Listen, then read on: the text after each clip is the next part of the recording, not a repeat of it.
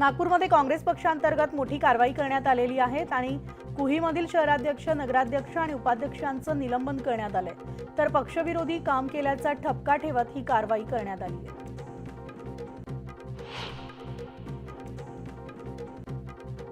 राहुल गांधींना जात विचारण्याच्या मुद्द्यावरून काँग्रेस आक्रमक झाली असून काँग्रेस आज भाजप विरोधात राज्यव्यापी आंदोलन करणार आहे। भाजप विरोधामध्ये निषेध व्यक्त केला जाणार आहे। महसूल विभागाकडून अचानक पुण्यामध्ये विभागीय तपासणी सुरू करण्यात आली आहे। तर महसूल विभागाच्या तपासणी पथकाकडून 2 दिवसांपासून ही तपासणी सुरू आहे आणि या तपासणीमुळे राधाकृष्ण विखे पाटलांकडून अजित पवारांवर कुरघोडी होत असल्याची चर्चा देखील मिळते। मुंबईच्या वाहतूक व्यवस्थेमध्ये महत्त्वाचा असलेला सायन रेल्वे पूल मध्यरात्रीपासून वाहतुकीसाठी पूर्णतः बंद करण्यात आलाय। तर हा रेल्वे पूल पाडण्यात येणार आहे। वांद्रे कुर्ला संकुल, कुर्ला LPS मार्ग, धारावी आणि शेप यांना जोडणारा हा उड्डाण पूल बंद झाल्यानं मुंबईमधील वाहतूक कोंडीची समस्या अधिकच बिकट होणार आहे। दूध संकलन केंद्रावर दुधाला 30 रुपयांचा भाव द्यावा असं अनिवार्य करण्यात आले। त्यामुळे जे 30 रुपयांचा भाव देणार नाहीत त्यांच्यावर फौजदारी गुन्हा दाखल करावा अशा सूचना राधाकृष्ण विखे पाटलांनी दिल्या आणि आजपासून काही संस्थानांना 11 ऑगस्ट पासून हे भाव देण्यात येणार आहेत। अबू सालेमला गेल्या काही दिवसांपासून नाशिकच्या कारागृहामध्ये ठेवण्यात आलं होतं, मात्र बुधवारी रात्री त्याला दुसऱ्या ठिकाणी हलवण्यात आले आणि मोठ्या पोलीस बंदोबस्तामध्ये नाशिक रोड रेल्वे स्थानकावरून रेल्वेतून त्याची दुसऱ्या ठिकाणी रवानगी करण्यात आली आहे। अमित ठाकरे आज अकोला दौऱ्यावर आहेत। यावेळेस ते जय मालोकरच्या कुटुंबियांची भेट घेणार आहेत। राज्यात पावसाचा जोर पुन्हा वाढणार आहे। प्रामुख्याने किनारपट्टी, घाटमाथा, विदर्भात पुढील 3 दिवस पावसाचा जोर तसाच कायम राहणार आहे। तर घाटमाथ्यावर मध्यम ते अतिमुसळधार पावसाची शक्यता वर्तवण्यात आली आहे। आज रायगड, सिंधुदुर्ग, पुणे, सातारा, कोल्हापूर जिल्ह्यांना ऑरेंज तर मुंबई आणि ठाणे जिल्ह्याला येलो अलर्ट जारी करण्यात आलाय। 1 ते 4 ऑगस्ट या 4 दिवसात महाराष्ट्रामध्ये पुन्हा मध्यम ते जोरदार पावसाची शक्यता आहे। शनिवारी आणि रविवारी सुद्धा पावसाचा जोर अधिक असू शकतो। राज्य सरकारनं तातडीनं कर्नाटकच्या अलमट्टी धरण आणि हिप्परगी बंधाऱ्याचा विसर्ग वाढवून पाणी पातळी नियंत्रित ठेवण्यासाठी पावलं उचला, अन्यथा कोल्हापूर आणि सांगलीला महापुराचा धोका अटळ आहे असा इशारा कृष्णा महापूर नियंत्रण कृती समितीनं दिलाय। अलमट्टी धरणातून 4 ते 4.5 लाख क्युसेक्स विसर्ग करण्यासाठी पाठपुरावा करावा अशी देखील मागणी कृष्णा महापूर नियंत्रण कृती समितीनं केली आहे। 1 जून ते 31 जुलैपर्यंत बंद असलेली यांत्रिक पद्धतीची मासेमारी आजपासून सुरू होणार आहे। मासेमारी हंगामाला प्रारंभ होणार असल्यामुळे मच्छीमार सज्ज झालाय। समुद्र खवळलेला असल्यामुळे मच्छीमार नारळी पौर्णिमेपर्यंत प्रतीक्षा करतायत। दिल्लीच्या पावसानं पुन्हा दोघांचा बळी घेतलाय। एक महिला आणि तिच्या मुलाचा नाल्यात बुडून मृत्यू झालाय।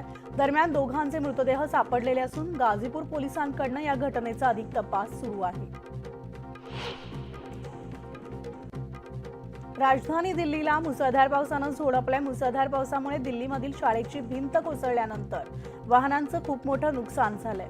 तर दर्यागंज इथल्या हॅपी स्कूलची संरक्षक भिंत कोसळली आणि या भिंतीजवळ उभ्या असलेल्या 5 ते 6 कारचं मोठं नुकसान झालंय। वायनाडमध्ये झालेल्या भूस्खलनाच्या दुर्घटनेमध्ये आतापर्यंत 246 जणांचा मृत्यू झालाय। तर अजूनही अनेक जण ढिगाऱ्याखाली अडकल्याची भीती व्यक्त होतीये। युद्ध पातळीवर मदत आणि बचाव कार्य सुरू आहे। केदारनाथ धामजवळ ढगफुटीमुळे मंदाकिनी नदीला भीषण पूर आलाय। यामध्ये आता बरेचसे भाविक अडकलेत आणि त्यांची सुटका करण्यात येत असल्याचं सांगण्यात येते। मुसळधार पावसामुळे डेहराडूनच्या काही भागात पुरासारखी परिस्थिती निर्माण झाली आहे। शिमल्यामध्ये मध्यरात्रीपासून मुसळधार पावसानं हजेरी लावली आहे। रात्रीपासून सुरू झालेल्या पावसामुळे काही ठिकाणी डोंगराचा भाग खचल्याचं समोर आलं आणि त्यामुळे आता वाहतुकीला मोठा धक्का बसला। राजकारणामध्ये एकतर तू राहशील नाहीतर मी राहीन असं म्हणत उद्धव ठाकरेंनी देवेंद्र फडणवीसांना खुलं आव्हान दिलंय। सगळं सहन करून जिद्दीनं उभा राहिलोय। सरकार गेल्यावर तिघही आपापल्या गावी जातील असा हल्लाबोल उद्धव ठाकरे यांनी केलाय। आज माझ्याकडे पक्ष, चिन्ह, पैसा काहीच नाहीये, पण शिवसैनिकांच्या हिमतीवर मी लढणार आहे असं म्हणत उद्धव ठाकरेंनी महायुतीला आव्हान दिलं। उद्धव ठाकरेंची भाषा त्यांची वैफल्यग्रस्त अवस्था दर्शवत असल्याचा टोला सुधीर मुनगंटीवार यांनी लगावलाय। खुर्ची दूर जाताना दिसत असून कुणीही उद्धव ठाकरे यांना मुख्यमंत्री घोषित करायला तयार नाही, म्हणूनच त्यांचा संताप झाल्याचं ते म्हणाले। शिवसेना गंजलेली नाही, तळपती तलवार आहे, असं वक्तव्य उद्धव ठाकरे यांनी केलं। लोकसभेमध्ये आपण असे नडलो की पंतप्रधान नरेंद्र मोदींना घाम फुटला आणि आता विधानसभेमध्ये उरली सुरलेली गुर्मी जी आहे ती उतरवतो, असा थेट इशारा उद्धव ठाकरेंनी सत्ताधाऱ्यांना दिलाय। मोदींची गुर्मी उतरवणारे तुम्ही कोण ते जनता ठरवेल। 36 पक्ष एकत्र येऊनही तुम्ही 240 पार करू शकलेले नाहीत आणि त्यामुळे तुम्ही गुर्मी उतरवण्याची भाषा करू नका, असा टोला मुनगंटीवारांनी उद्धव ठाकरेंना लगावलाय। जनतेने तुम्हाला पॉवर ऑफ अटर्नी दिलेली नाहीये, हे लक्षात घ्यावं, असंही ते म्हणाले। मुंबईसाठी महापालिका पुरेशी आहे, सत्तेत आल्यावर धारावीचं टेंडर रद्द करणार, असं उद्धव ठाकरे म्हणाले। सत्तेत आल्यानंतर MMRDA रद्द करणार, असंही ठाकरे यांनी म्हटलंय।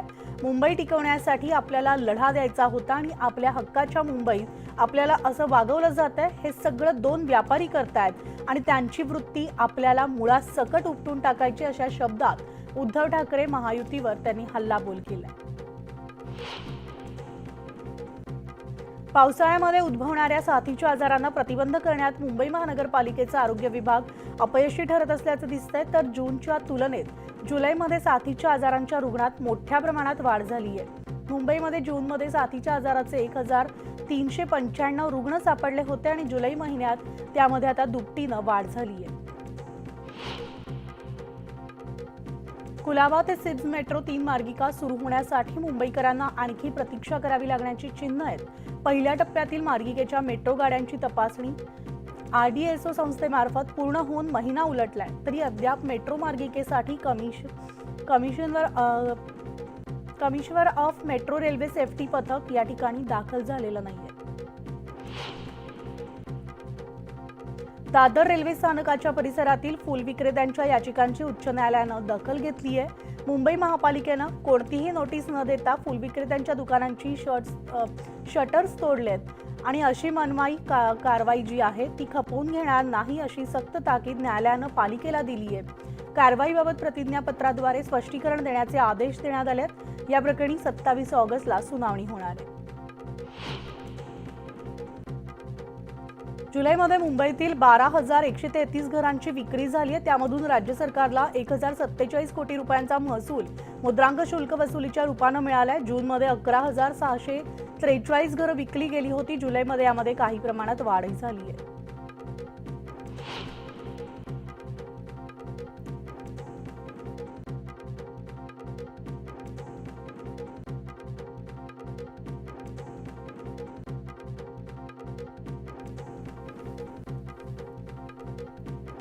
राष्ट्रीय आयुर्विज्ञान आयोगानं राज्य सरकारच्या 10 पैकी एक जेटी रुग्णालयामध्ये वैद्यकीय महाविद्यालय सुरू करण्यास परवानगी दिली आहे आणि त्यामुळे जेटी रुग्णालयाच्या परिसरामधील नवं शासकीय वैद्यकीय महाविद्यालय हे पहिल्या तुकडीतील 50 विद्यार्थ्यांच्या स्वागतासाठी सज्ज होत आहे। स्वातंत्र्यानंतरचे मुंबईतलं हे पहिलं शासकीय वैद्यकीय महाविद्यालय आहे। पिंपरी चिंचवड शहरामधील विविध भागांमधील अनधिकृत बांधकामं, पत्राशेड, हॉटेल, पब्स आणि बारवर कारवाई टाळाटाळ केल्याचा ठपका ठेवत अतिक्रमण निर्मूलन विभागाचे उपायुक्त 6 क्षेत्रीय अधिकाऱ्यांसह 9 जणांना आता नोटीस दिल्या जात आहेत। तसंच नदीकाठच्या अतिक्रमणधारकांना अतिक्रमण काढून घेण्याबाबत महापालिका प्रशासनानं सूचना देखील दिली आहे। शहर पोलीस दलाच्या आस्थापनेवरील पोलीस शिपाई पदांच्या 262 जागांसाठी मैदानी चाचणी पूर्ण झाल्यानंतर आता 10 ऑगस्ट रोजी लेखी परीक्षा होणार आहे आणि त्यासाठी 2,989 उमेदवार पात्र ठरले। मैदानी चाचणीमध्ये 12,000 उमेदवार बाहेर पडले। शिक्षण हक्क कायद्याअंतर्गत खासगी शाळांमधील 25% राखीव जागांवरील प्रवेश प्रक्रियेला 5 ऑगस्ट पर्यंत मुदतवाढ देण्यात आली आहे। त्यामुळे अद्याप प्रवेश न घेतलेल्या विद्यार्थ्यांच्या पालकांना दिलासा मिळाला। मुंबई पुणे महामार्गालगत असणाऱ्या चौराई डोंगरावरील चौराई मंदिरामध्ये दिवसाढवळ्यात चोरी झाली आणि 19 किलो वजनाची सिंहाची चांदीची मूर्ती चोरानं लोखंडाचा प्रहार करत लंपास केली आहे आणि हा सगळा प्रकार CCTV कॅमेरामध्ये कैद झालाय। धाराशिवमध्ये एका महिलेनं ब्लाऊज शिवण्यासाठी ॲडव्हान्स पेमेंट देऊनही टेलरनं या महिलेला वेळेत ब्लाऊज शिवून दिला नाही आणि त्यामुळे ग्राहक महिलेनं धाराशिवच्या ग्राहक मंचमध्ये तक्रार केली। तर या प्रकरणी महिला टेलरला 15,000चा दंड ठोठावण्यात आला असून राहिलेला ब्लाऊज मोफत शिवून देण्यात यावा अशी देखील शिक्षा सुनावण्यात आली। तर राज्यभरामध्ये केंद्र आणि राज्य सरकारच्या वतीनं सुरू असलेल्या महामार्गासाठी गेलेल्या जमिनींना 2013च्या कायद्यानुसार दर देण्यात यावा अशी मागणी करत तुळजापुरातील शेतकरी आक्रमक झाले। मागणी मान्य न झाल्यास 16 ऑगस्टला आंदोलनाचा इशाराही दिलाय। आशा सेविकांच्या मानधनवाढीचा प्रस्ताव काढला, तसाच अंगणवाडी सेविकांसाठी प्रस्ताव काढावा यासह विविध मागण्यांसाठी छत्री मोर्चा काढण्यात आलाय। तर या आंदोलनामध्ये रोहिणी खडसे देखील सहभागी झाल्या होत्या आणि यावेळेस त्यांनी सरकारवर टीका केली आहे। अमरावती जिल्ह्यामधील नांदगाव खंडेश्वर येथील श्री शिवाजी शिक्षण संस्थेच्या महाविद्यालयात 11वीच्या विज्ञान शाखेत 318 विद्यार्थ्यांनी प्रवेशासाठी अर्ज केला होता, मात्र केवळ 200 विद्यार्थ्यांनाच प्रवेश दिलाय आणि त्यामुळे संतप्त झालेल्या 118 विद्यार्थ्यांनी शिक्षण उपसंचालकांच्या दालनात आंदोलन केले। नागपूरसह विदर्भामधील भाविकांचं श्रद्धास्थान असलेल्या नागद्वार यात्रेला आजपासून सुरुवात झाली आहे आणि जवळपास 10 लाख लोक या यात्रेत सहभागी होत आहेत। मात्र आता कोट्यावधींचा महसूल मिळूनही भाविकांना योग्य सोयी सुविधा न मिळाल्याचा आरोप करत भाविकांनी नाराजी व्यक्त केली आहे। सुप्रसिद्ध कला दिग्दर्शक नितीन देसाई यांचा 2 ऑगस्टला प्रथम स्मृती दिन आहे आणि त्यांना बदलापूरचे प्रसिद्ध चित्रकार सचिन जुवाडकर यांनी चित्राच्या माध्यमातून श्रद्धांजली वाहिली आहे। 2 ऑगस्ट नितीन देसाई यांच्या स्मृतिदिनी हे चित्र सचिन जुवाडकर नितीन देसाई यांच्या कुटुंबियांना सुपूर्द करणार आहेत।